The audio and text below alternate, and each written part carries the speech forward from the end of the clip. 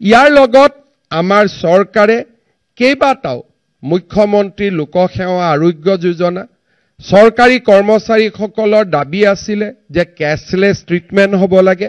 আজি আমি মেদান্ত হস্পিটাল গুৱাহাটী চিকিৎসা মহাবিদ্যালয় আমি নেট বঢ়াই লৈ গৈ আছো। এই বছৰৰ ভিতৰতে মুখ্যমন্ত্ৰী লোকসেৱা আৰোগ্য যোজনাই কেছলেছ এটা যি ৰূপ পাব লাগে সেই ৰূপলৈ আজি গতি কৰি আছে আৰু চৰকাৰী কৰ্মচাৰীসকল তাত বিশেষভাৱে সহায় হ'ব।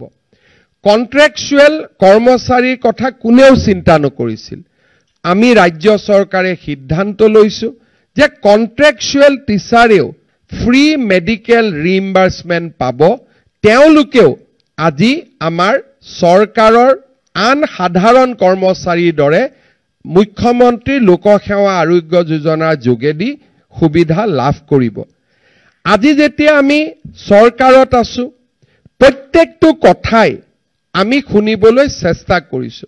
কোনোবাই আহি কৈছে জুনিয়ৰ ইঞ্জিনিয়াৰসকলৰ প্ৰমোচন হোৱা নাই বহুত বছৰ। আমি কৈছো ঠিক আছে, আমি পাৰ্সোনেল পোষ্ট ক্ৰিয়েট কৰিম, আপোনালোকক ট্ৰান্সফাৰৰ আমি সুবিধা কৰি দিম।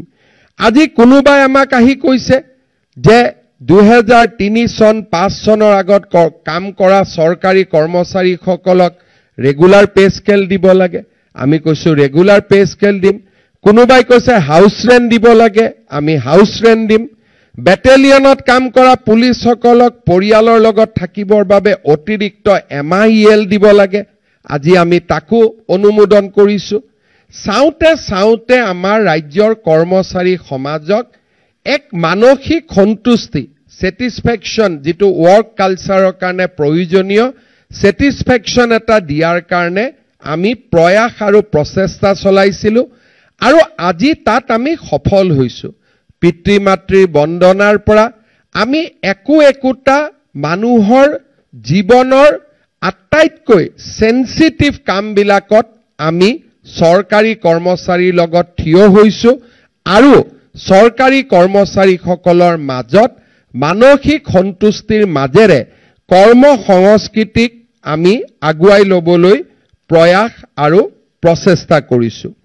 আজি ষ্টেট বেংক অফ ইণ্ডিয়াৰ লগত কথা পাতি এক্সিডেন্ট ইন্সুৰেন্স, অতিৰিক্ত লাইফ ইন্সুৰেন্স এই গোটেই আঁচনিবিলাক অসমৰ চৰকাৰী কৰ্মচাৰীসকলৰ কাৰণে ৰাজ্য চৰকাৰে প্ৰয়োগ কৰিছে আৰু ইয়াৰ সম্পূৰ্ণ সুবিধা ল'বলৈ আমাৰ কৰ্মচাৰী সমাজখন আগুৱাই আহিব লাগে।